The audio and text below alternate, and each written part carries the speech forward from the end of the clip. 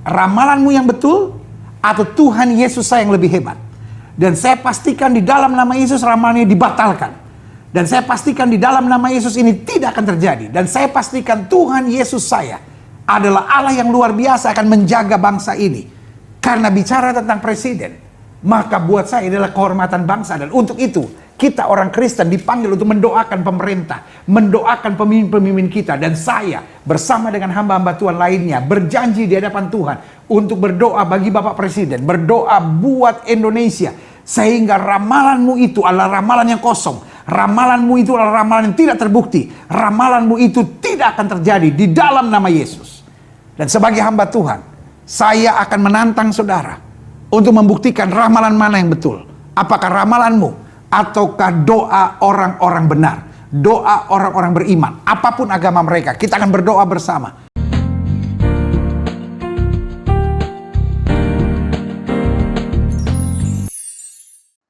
Shalom. Salam sejahtera dalam kasih Tuhan kita Yesus Kristus. Jumpa kembali dengan saya Pendeta Berton Nababan. Saya kembali menyapa Bapak Ibu Saudara. Apa kabarnya? Saya tetap berharap dan berdoa Bapak Ibu Saudara dalam keadaan sehat-sehat, tetap semangat, tetap bersukacita, dan jangan lupa bersyukur kepada Tuhan, sebab itulah yang dikehendaki oleh Allah di dalam Kristus Yesus bagi kita. Baik Bapak Ibu Saudara, di dalam bagian sebelumnya saya telah membahas episode pertama, dan di sana saya sudah menjelaskan tentang respon tanggapan dari hambanya Pendeta Gilbert Lumaindo atas pernyataan yang sudah tersebar luas dan menjadi trending topik, yaitu dari seorang peramal atau paranormal yang bernama Mbak Yu. Dan untuk mengulang kembali ingatan kita tentang apa yang dibahas oleh hambanya Pendeta Gilbert Lumaindo sebagai bentuk respon dan tanggapan terhadap Mbak Yu, ada baiknya kita kembali menyaksikan kutipan tayangan berikut ini. Saya mau sudah menyaksikan dulu link YouTube berikut ini dari seorang yang mungkin disebut peramal atau paranormal, whatever, saya nggak terlalu mengenalnya, yaitu Mbak Yu. Dan ada juga insiden pesawat. Insiden pesawat akan ada lambang warna merahnya, dan ada yang biru, cuman insidennya nggak terlalu berat yang biru, tapi yang ada warna merahnya bermasalah dan ada korban jiwa. Itu terjadi di antara pertengahan sebelum bulan Juli. Dari mulai sekarang saya hitung maju, sebelum bulan Juli sudah ada kasus tersebut. Tapi harapan saya yang saya sebutkan, kalau itu jadi kejelekan jangan sampai terjadi. Kita semua kepengen selamat, rezeki juga aman, tidak terjadi apapun itu ya. Amin. Nah, sebagian saudara mungkin berpikir gini, wah ini berarti orang sakti, ramalan yang tepat. Saya tidak memberi tanggapan apakah beliau orang sakti atau tidak. Tetapi izinkan saya menjelaskan dalam pemandangan iman Kristen, kenapa ramalan bisa terjadi. Karena ramalan kemudian menarik energi negatif dari orang-orang. Karena iblis senang dengan kehancuran, kecelakaan, dan kematian. Iblis senang meminta darah. Dan kutuk darah ini, itu yang dibutuhkan oleh iblis. Cara kerjanya, dia menyerap energi negatif dari orang untuk mempercayai ini akan terjadi, ini akan terjadi, ini akan terjadi. Dan kemudian akan terjadi. Dan setelah itu akan menciptakan hal-hal lain. Kemudian ada juga ramalan yang saya juga nggak tahu apakah ini sebelum atau sesudahnya. Yaitu tentang akan adanya penjarahan, kerusuhan, dan juga pergantian kepemimpinan nasional. Ini dia. Konflik dan kejahatan ataupun hal yang menyangkut penjarahan akan ada di 2021. Penjarahan besar, ada politik memanas, dan ada bahasa-bahasa yang mungkin sebenarnya secara politiknya mungkin pergantian presiden. Sudah mulai ada tanda-tandanya, dan mulai dari daerah, dari mulai ke atas sudah mulai memanas semuanya. Memang akan ada pergantian, tapi dimulai dengan adanya penjarahan, keributan, hal yang sudah diupayakan pemerintah untuk meredam semuanya memang bisa, tapi tidak bisa maksimal. dengan banyaknya pro dan kontra pemerintahan sekarang.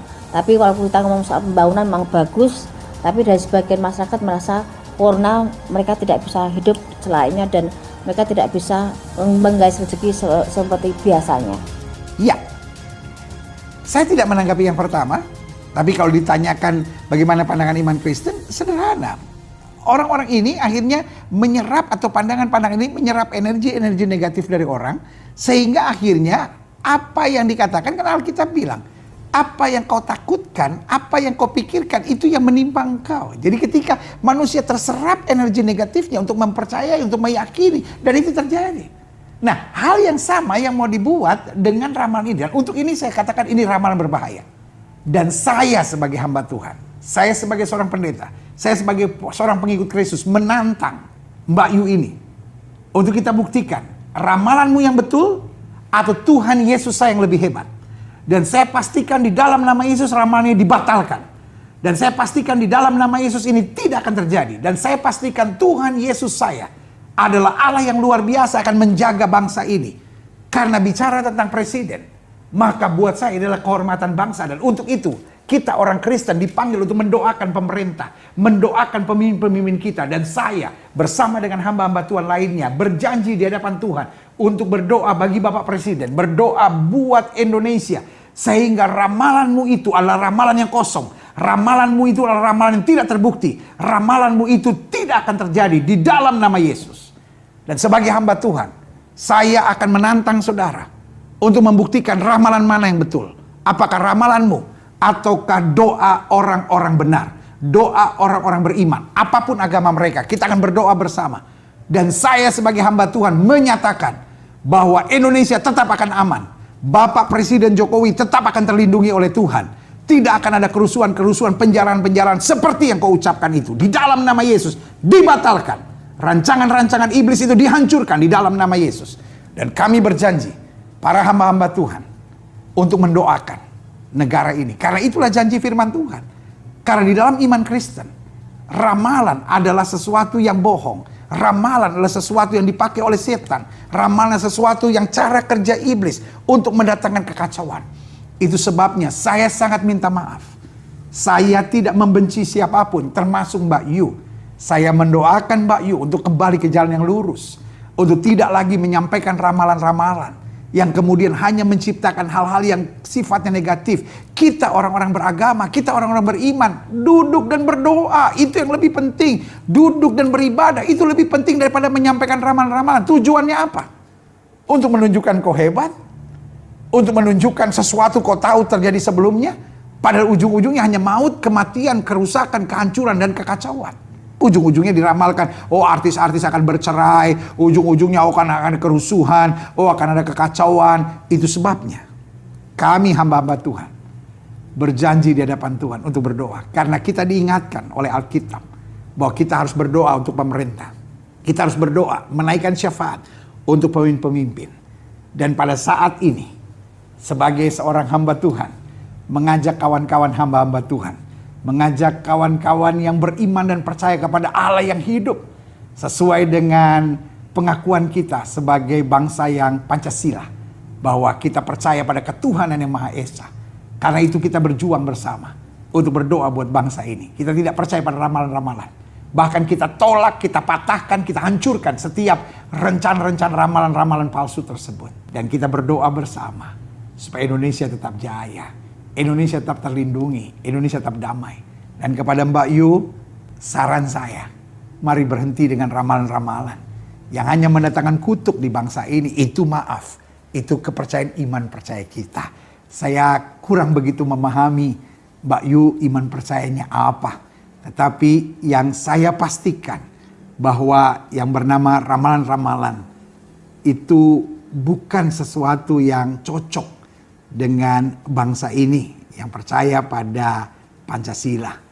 Dan saya memohon kepada Tuhan supaya apa yang kau ramalkan itu, khususnya tentang kekacauan di bangsa ini, tidak akan terjadi. Baik Bapak Ibu Saudara yang dikasihi oleh Tuhan, saya mau menegaskan kepada kita di bagian yang kedua ini. Kita tahu iblis itu berkuasa.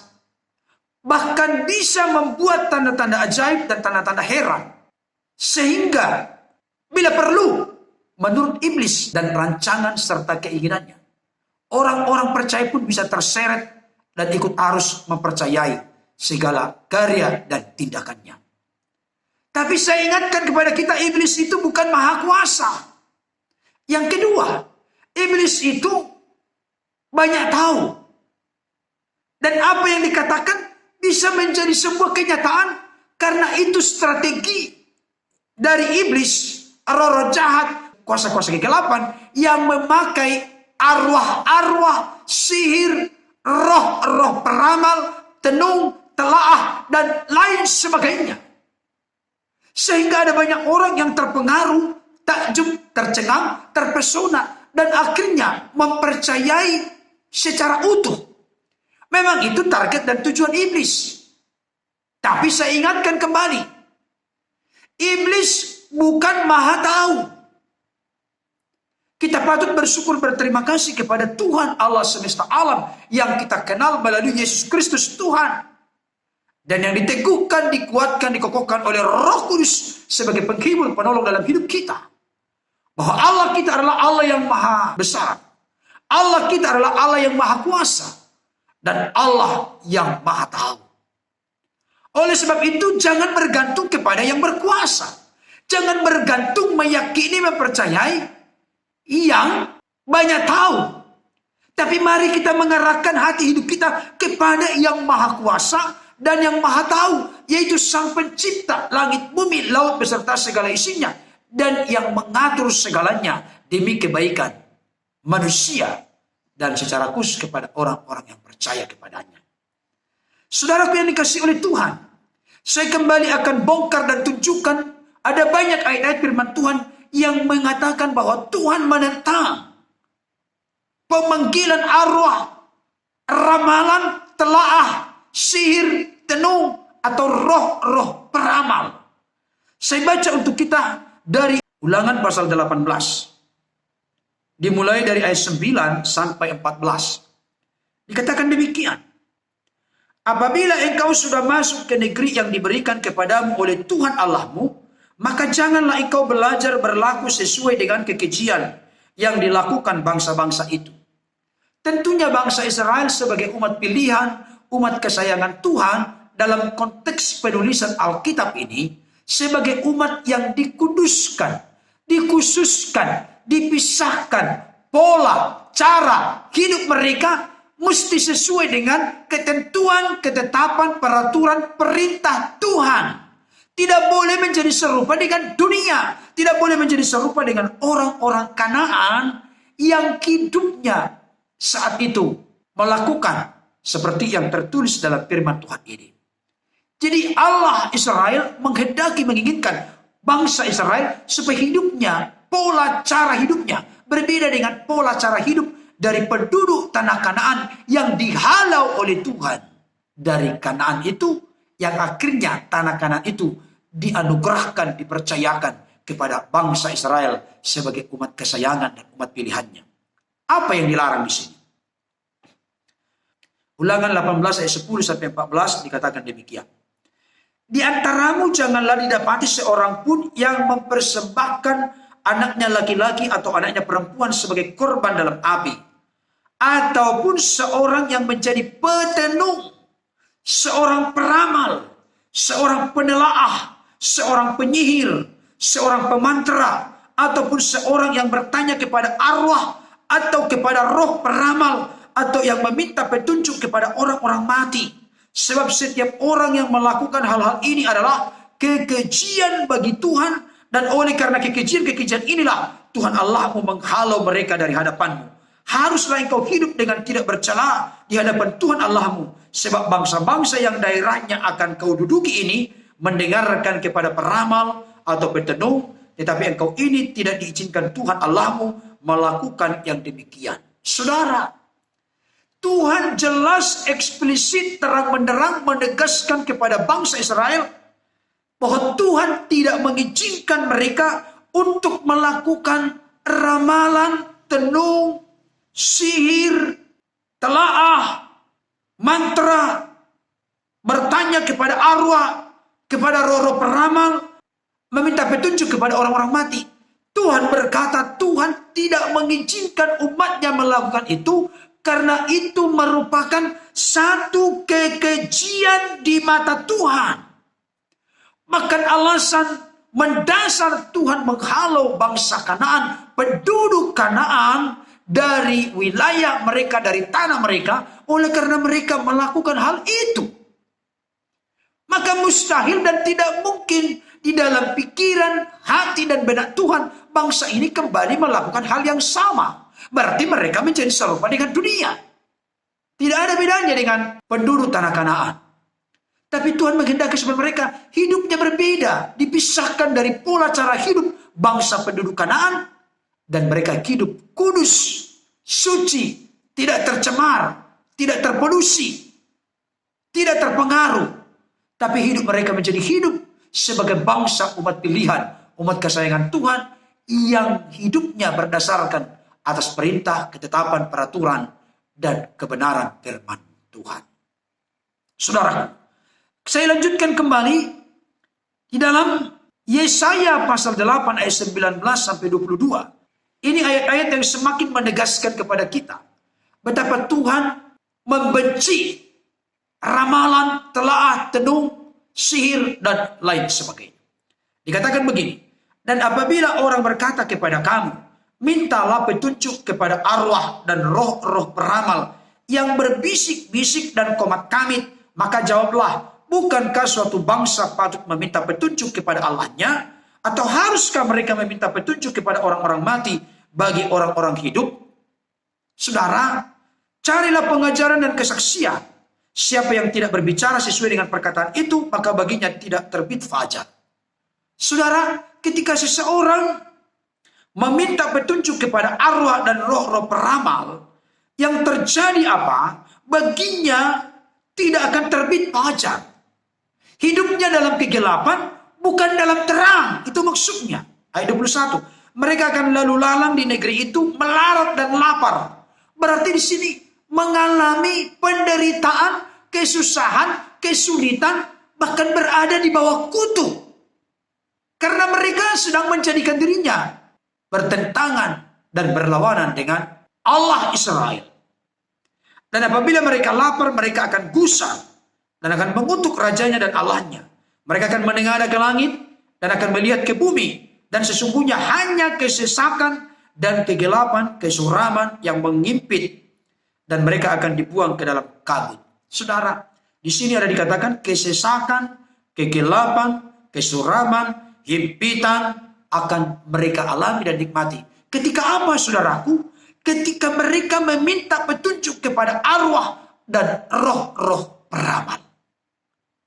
Saudara, saya meyakini, mempercayai Tuhan memerintahkan setegas ini, sekeras ini kepada umatnya. Karena Tuhan Maha tahu ketika mereka melakukan itu akan membawa dampak negatif, kerugian, kegagalan, kesusahan, penderitaan, kepahitan, dan kutuk kepada mereka. Ini bukti tegas Tuhan seperti ini oleh karena Tuhan sangat mencintai dan mengasihi umatnya supaya jangan mengalami kesialan, keterkutukan seperti itu.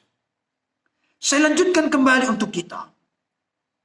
Jadi ada akibat atau dampak negatif yang begitu besar yang akan dialami oleh seseorang yang meminta petunjuk kepada arwah-arwah dan roh-roh peramal atau telaah, tenung, dan lain sebagainya. Bapak Ibu Saudara ini kasih Tuhan. 2 Tawarik 33 ayat 6. Kita kembali baca. Saya akan tunjukkan banyak ayat untuk membongkar kedok dan karya kuasa iblis. 2 Tawarik 33 ayat yang ke-6 dikatakan demikian. Bahkan ia mempersembahkan anak-anaknya sebagai korban dalam api di lebak Ben Hinnom. Ia melakukan ramal, telaah, dan sihir, dan menghubungi para pemanggil arwah dan para pemanggil roh peramal. Ia melakukan banyak yang jahat di mata Tuhan, sehingga ia menimbulkan sakit hatinya. Semakin luas, semakin terang, semakin dalam dijelaskan oleh firman Tuhan di sini bagi yang melakukan ramal, telaah, sihir, menghubungi para pemanggil arwah dan para pemanggil roh peramal, ternyata apa yang dilakukan itu adalah hal yang jahat di mata Tuhan, dan hal itu menimbulkan sakit hatinya Tuhan. Begitu jelas. Jadi tidak ada istilah kompromi, tidak ada istilah abu-abu. Jikalau ya, katakan ya, jikalau tidak, katakan tidak. Lebih dari itu berasal dari si jahat. Itu pernyataan Yesus. Saudaraku yang dikasihi oleh Tuhan, apa kembali yang terjadi? Di dalam Mika 5 ayat 10 sampai 12 dikatakan demikian. Aku akan melenyapkan kota-kota negerimu dan akan meruntuhkan segala kubumu. Aku akan melenyapkan alat-alat sihir dari tanganmu, dan tukang-tukang peramal tidak akan ada lagi padamu. Aku akan melenyapkan patung-patungmu dan tugu-tugu berhalamu dari tengah-tengahmu, maka engkau tidak lagi akan sujud menyembah kepada buatan tanganmu. Saudara, di sini Tuhan bertindak dengan sangat tegas dan keras bahwa Dia akan melenyapkan alat-alat sihir dari tangan mereka, dan tukang-tukang peramal tidak akan ada lagi di dalam mereka. Tuhan bertindak langsung. Karena di mata Tuhan ini adalah perbuatan-perbuatan keji, perbuatan-perbuatan jahat yang membuat sakit hati Tuhan. Saudaraku yang dikasihi oleh Tuhan, saya tunjukkan kembali ayat-ayat firman Tuhan kepada kita di dalam Galatia 5 ayat 19 sampai 21. Itu terkenal dengan sebutan perbuatan daging. Salah satu di antaranya perbuatan daging adalah sihir. Sihir adalah sesuatu yang tidak disukai oleh Tuhan, dan itu masuk dalam kelompok keinginan daging atau perbuatan daging. Padahal dalam kitab Galatia 5 dijelaskan sangat gamblang, terang benderang. Ada keinginan roh, ada keinginan daging, ada perbuatan roh, ada perbuatan daging. Maka hendaklah hidup kita bukan dipimpin oleh daging. Salah satunya adalah perseteruan, perselisihan, percideraan, termasuk juga adalah sihir. Tapi biarlah kita dipimpin oleh roh, hidup menurut roh, karena buah roh adalah kasih, sukacita, damai sejahtera, kesabaran, kemurahan, kebaikan, kelemah lembutan, kesetiaan, dan penguasaan diri. Bahkan yang paling jelas, apa yang akan terjadi akhir hidup dari seorang yang suka melakukan ramalan, telaah, sihir, tenung, dan lain sebagainya. Kita lihat di dalam Wahyu 21 ayat 8. Dikatakan sangat jelas demikian. Tetapi orang-orang penakut, orang-orang yang tidak percaya, orang-orang keji, orang-orang pembunuh, orang-orang sundal, tukang-tukang sihir, penyembah-penyembah berhala, dan semua pendusta, mereka akan mendapat bagian mereka di dalam lautan yang menyala-nyala oleh api dan belerang. Inilah kematian yang kedua. Dalam konteks doktrin ajaran kekristenan, kematian yang kedua sama artinya dengan masuk kepada neraka atau berada dalam kematian yang kekal, terpisah dari Allah secara kekal. Saudara, tukang-tukang sihir termasuk di dalamnya. Jelas dan tegas firman Tuhan, siapapun dalam konteks doktrin ajaran kekristenan begitu jelas, gamblang, tegas, dan terang benderang. Seseorang yang melakukan telaah, sihir, ilmu ramal, dan lain sebagainya, tempatnya adalah di neraka yang kekal atau kematian yang kekal, terpisah dari Allah secara kekal. Saudaraku yang dikasihi oleh Tuhan. Nah, sekarang adakah contoh dalam Alkitab yang melakukan sihir, ramalan, tenung, dan lain sebagainya? Ternyata saudaraku, saya sudah sebutkan tadi yang pertama adalah Saul, raja pertama Israel. Hidupnya berakhir dengan begitu menyedihkan. Ditolak oleh Allah sebagai raja Israel. Oleh karena apa? Dia tidak meminta petunjuk dari Tuhan. Dia tidak hidup sesuai dengan ketetapan firman Tuhan. Tapi dia justru meminta petunjuk dari arwah-arwah, dari ramalan-ramalan, dari tenungan-tenungan. Hal itu membuakkan hati Tuhan dan merupakan tindakan yang jijik di mata Tuhan. Akhirnya Tuhan pun mengalihkan kekuasaan raja itu dari Saul kepada Daud, seorang yang berkenan di hatinya. Tapi ternyata di perjanjian baru ada seorang yang bernama Simon si tukang sihir. Orang-orang Samaria takjub oleh karena sihir-sihirnya. Bahkan banyak orang yang mengagumi, bahkan menganggap dia sebagai seorang yang penting. Seorang yang memiliki kuasa yang besar. Seorang yang besar. Banyak orang yang takjub terpesona dengan sihir yang dia buat. Tapi saya mau kasih tahu. Ketika Filipus datang mengadakan kebaktian rohani di Samaria, maka terjadilah sukacita besar di Samaria. Dan termasuk orang yang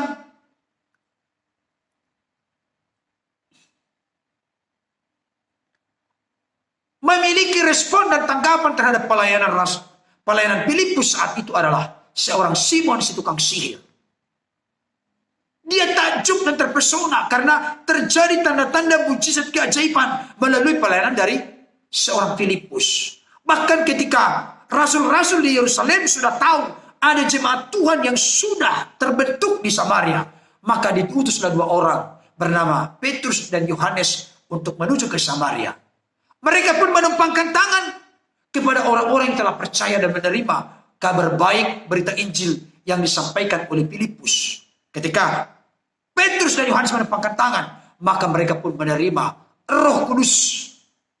Ketika Simon si tukang sihir ini yang sebelumnya sudah bertobat dan percaya, tapi belum teguh imannya, perlu masih dibentuk, dipulihkan, diubahkan, sempurnakan Tuhan. Dia terpesona dan takjub melihat bagaimana Rasul Petrus dan Yohanes ketika menumpangkan tangan orang-orang Samaria menerima Roh Kudus. Maka dia pun menyerahkan sejumlah uang kepada Petrus dan Yohanes dengan berkata, berikanlah kepadaku kuasa itu, supaya ketika aku juga menumpangkan tangan kepada orang lain, mereka menerima Roh Kudus. Maka Petrus pun menegur dengan keras, hatimu tidak lurus di hadapan Tuhan. Enyahlah uangmu itu dan enyahlah engkau, karena hatimu tidak benar di mata Tuhan. Apa yang terjadi Bapak Ibu Saudara? Simon si tukang sihir takjub, kagum, terpesona dengan kuasa Allah yang bekerja melalui Filipus, bahkan kuasa pencurahan Roh Kudus yang terjadi bagi orang-orang Samaria lewat penumpangan tangan Petrus dan Yohanes. Artinya, seorang yang tukang ramal, tukang sihir ini sujud.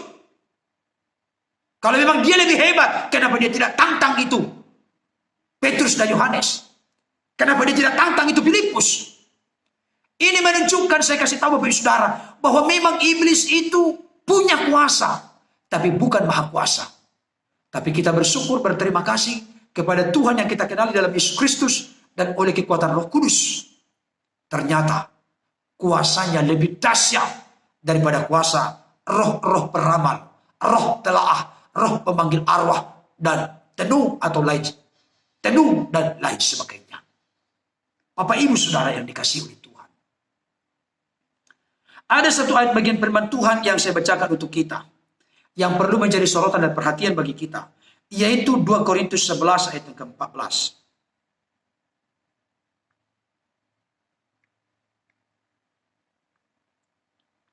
Dikatakan demikian. Hal itu tidak usah mengherankan, sebab iblis pun menyamar sebagai malaikat terang.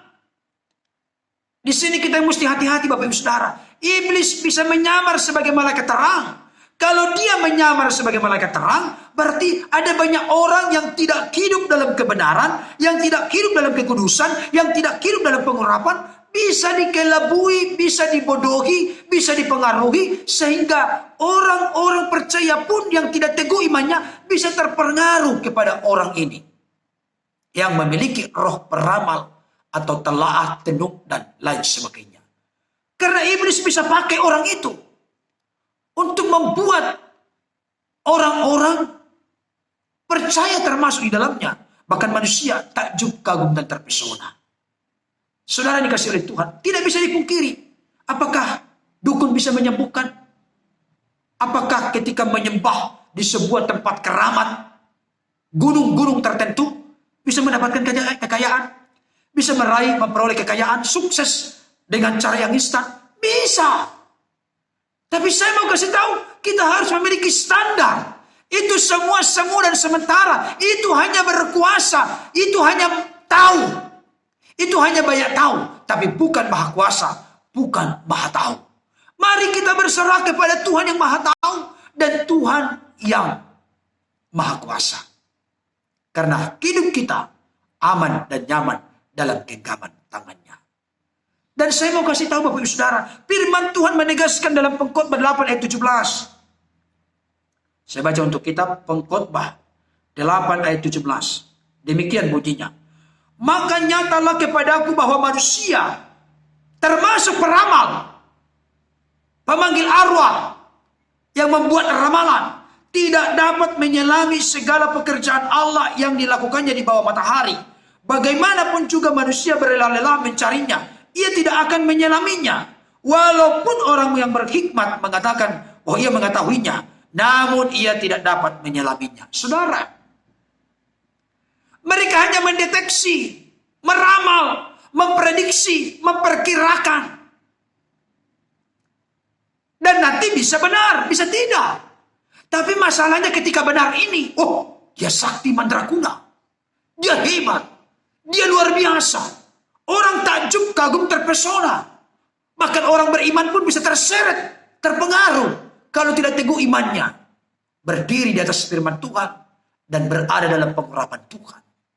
Tapi firman Tuhan berkata, manusia tidak dapat menyelami segala apa yang dilakukan oleh Allah. Artinya, ada hal yang misteri yang mana manusia tidak bisa mengerti, tidak bisa menyelami, tidak bisa memahami. Karena dia maha bijaksana, maha tahu, maha akbar, dan maha segalanya. Hal ini membuat kita harus menundukkan diri di hadapan Tuhan. Karena saudara dan saya terbatas. Tapi kita bersyukur, kita meyakini, mempercayai Allah yang tidak terbatas. Allah yang maha dahsyat, maha ajaib, maha luar biasa, maha kuasa, dan maha tahu. Saudara dikasih Tuhan, Roma 11 ayat 33 kembali mengatakan begini.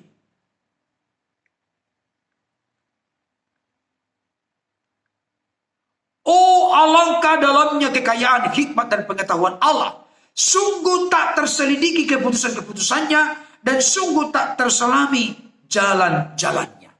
Saudara, oh alangkah dalamnya. Artinya, oh alangkah ini pengertian yang menunjukkan unlimited, tak terbatas. Tidak bisa diselami, tidak bisa dimengerti. Segala hal yang rahasia dan misteri untuk masa depan. Yang pasti itu ada di dalam Allah. Yang pasti itu ada dalam Yesus. Karena Yesus adalah Alfa dan Omega. Yang awal dan yang akhir. Dia mengerti lengkap dan sempurna. Di masa lalu, di masa kini, dan masa yang akan datang. Oleh karena itu, mari kita menyerahkan hidup kita kepada Allah yang Alfa dan Omega. Yang kita kenal di dalam Yesus Kristus. Taruh harapan yang penuh kepadanya. Jangan kepada ramalan-ramalan. Bisa ya, bisa tidak. Tidak jelas hidup kita. Tapi kalau kita tidak beriman, kita nanti menjadi khawatir, takut, cemas. Akan terjadi ini, akan terjadi ini, akan terjadi ini. Tapi mudah-mudahan tidak terjadi. Saudara dikasih oleh Tuhan. Makanya firman Tuhan berkata, hanya dekat Allah saja aku tenang, daripadanya keselamatanku. Dan saya mau kasih tahu. Kalau ada ramalan-ramalan yang negatif seperti itu prediksi, perkiraan, telaah, penerawangan. Jangan sandarkan imanmu, pengharapanmu kepada pernyataan-pernyataan yang tidak jelas seperti itu.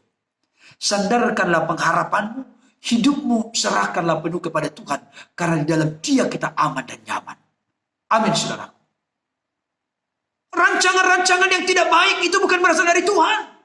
Karena Tuhan berkata dalam Yeremia 29 ayat 11, sesungguhnya aku tahu rancanganku kepadamu. Bukanlah rancangan kecelakaan, rancangan kebinasaan, rancangan kericuhan, kekacauan.